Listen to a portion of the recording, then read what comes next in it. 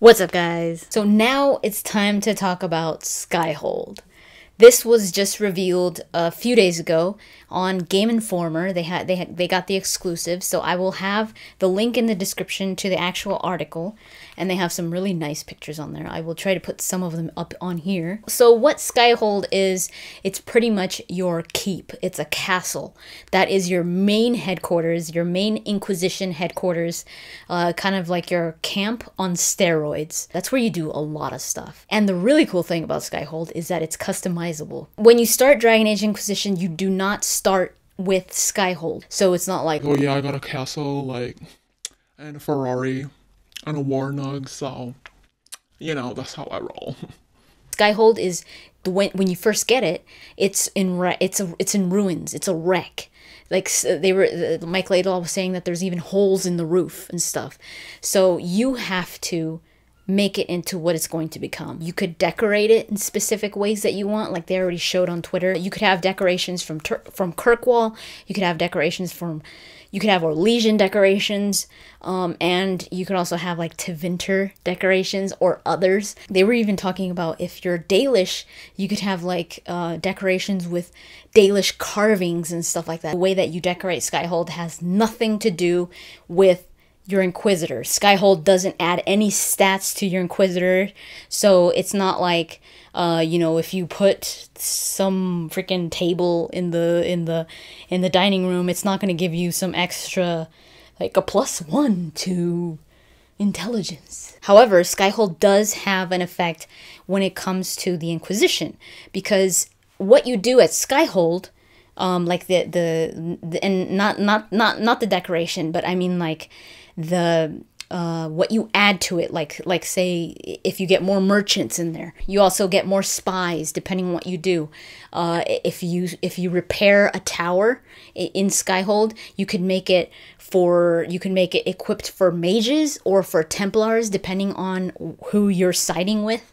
So that kind of thing, that's when it starts to affect your Inquisition and not so much your Inquisitor specifically. They were saying that we had a similar experience in Dragon Age Awakening with the Vigil's Keep, but it's nowhere near that. It's a little bit more advanced here. Don't expect this to be like some freaking dream house like redecoration like in The Sims or something like that. Like, it's not like that. Like, oh, I gotta get a garage and like gotta get my car in there and I'm gonna totally paint it pink and stuff. So depending on the quests you do, and also on the exploration, the amount of exploration you do in the world, you get more options to, say, thrones, like different types of thrones, also heraldry, symbolism. You also get more options in the world as well on your war table, so on your main mission and your main quests, and even other little missions that will open up like side quests and stuff like that. It really reminds me of Assassin's Creed Black Flag. After you come back from certain missions,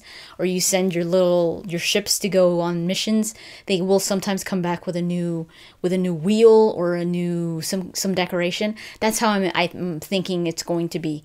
You will get like these items or whatever it is as achievements to quests and stuff like that. So I mentioned the war table. The war table is going to be a big thing when it comes to Dragon Age Inquisition, because that's pretty much where you do everything.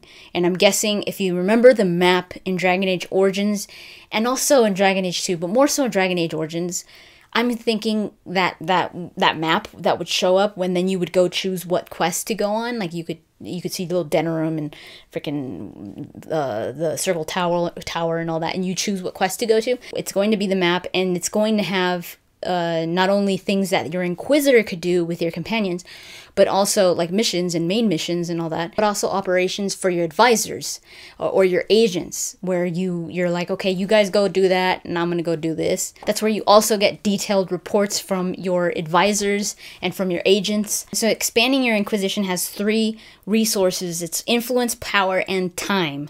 When it comes to influence, it's like the Inquisition's XP. So this is what makes it grow. Like, you level up the Inquisition as well. When the Inquisition reaches a new level, you can spend points on global upgrades. So like carry more potions, harvest extra crafting materials. Power is more like a currency type of system. You actually earn and spend it down. It's used to advance the main story and also unlock optional areas at the war table. It makes sense where you're just like, okay, well, I'm not powerful enough to go do this certain thing with this certain faction or whatever. Like, maybe you need more power in order to go over there and actually make a difference. I think that's probably what it means.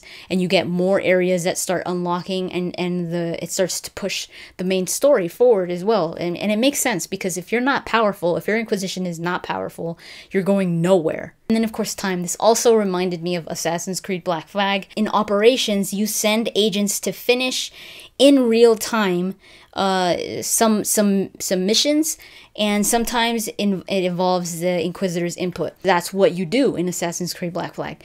You send your little ships on missions across the globe, and it says it's going to take 30 minutes, it's going to take 8 minutes, it's going to take an hour real time. Sometimes it even takes 6 hours real time. Splinter Cell Blacklist did this as well. Skyhold also is the home of all your companions as well, not just your Inquisition, but also your main companions and advisors. When you go to Skyhold and just take downtime, that's where you could go talk to all your companions.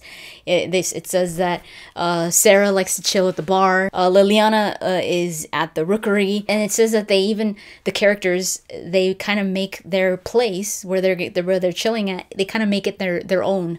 Like, Dorian is sitting on this like big leathered chair, and it's like, that's totally Dorian. You get more interaction, much more interaction than you did with the characters in Dragon Age 2, more like Dragon Age Origins, and I'm thinking even a little bit more. Mike Laidlaw says that you could literally just say, "Plant one on me." He doesn't explain what he means by that, but that obviously means, you know, give me a kiss. At least that's how I'm interpreting it. I'm guessing it's going back to the whole kiss me thing from Dragon Age Origins to your romance, I'm guessing. And of course, when it comes to the advisors that are romanceable, like Josephine and Cullen, that's where you're going to romance them, because they're not coming with you on the field. Now comes the throne. When you sit on your throne, you make judgments. Scenes that portray the Inquisitor holding court and making a decision regarding someone's fate. You know what? The last time I played a game that was like that, I'm not going to name any names, I didn't have a very good experience. It does have a little bit a different aspect to it, which I'm hoping is going to make that type of experience much less heart-wrenching? Is that the word? Stressful? The judgments serve two purposes. It makes you feel in command, and it provides a way to wrap up loose ends. So if you're dealing with so-and-so, faction or person, they are brought before you, and each scenario is deliberately crafted. So you're not going to get like a bunch of them. It's not like that's all you're going to be doing. So since there aren't that many, they are trying to have the ones that they do have stick into your memory. Yeah, well, Fable 3 did a really good job to imprint itself into my brain. For those of you that didn't play Fable 3 and have no clue what I'm talking about, oh, I gotta put my freaking highlighter away for this one. I'm not gonna give any spoilers for Fable 3. What I'm gonna say is actually announced in the trailer and all that of the game. When you become king or queen in Fable 3, you have a little throne room, and you go and sit on your little throne like they're talking about, and people are brought up to you, and they're like, okay, here's so-and-so, and here's so-and-so, and they want, you know, whatever they want. You either choose to save this guy's land, or you burn it. Because you don't have the money to fix it. So they come up to you and they make this like this heart-wrenching scenario. They tell you, they're like freaking almost crying, and they have their freaking kids there.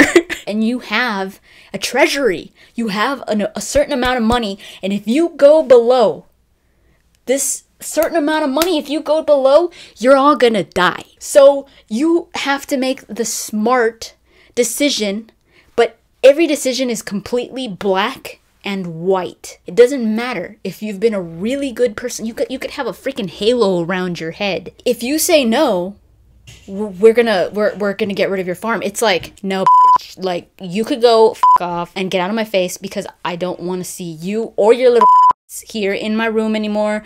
So bye.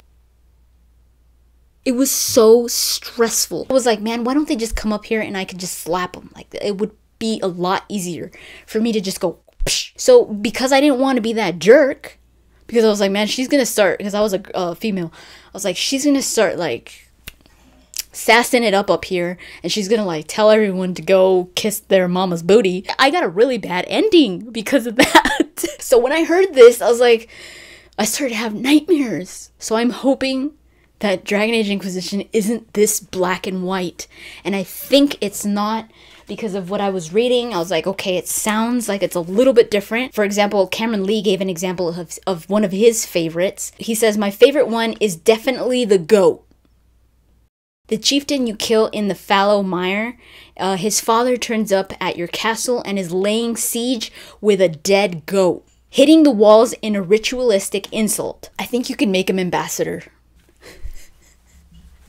You already have a good way of negotiating there. You know, it's not just like, well, bye, kill him with the dead goat. I don't even care. Okay, well, you know, we're sorry that this happened or whatever. It was necessary. Well, we're gonna make you ambassador. You know, I could find a way to negotiate that. And I'm like, okay, you know, we're all good here. And they also said that depending on the person, you could even decide to make them part of your spies. So they would add to your Inquisition. And depending on your mood, you could even make them your jester.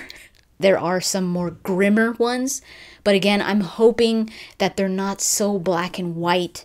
You know, if you're choosing to be this like bloodthirsty or cold Inquisitor, okay, it probably wouldn't be hard for you to say off with his head. But if you're not, if you're playing an Inquisitor, which I'm going to be playing like a good Inquisitor, or an Inquisitor that is not a jerk, I want to be able to say no, but still have a good reason to say no. You know what I mean? Like, I want to be able to if I see that it's not smart to just do the right thing with people and like to have everyone be your friend, if I see that it's not smart, because sometimes it's not, I want to be able to know that I could negotiate with people. Because if it's so black and white like it was in Fable 3, I'm gonna cry. That game was so much fun until you became freaking king or queen, because that was like, damn it. This is probably a farce. This is probably a parody of real life, and they're just saying, you know, royalty is bad or something, or this is some kind of political statement on their end, but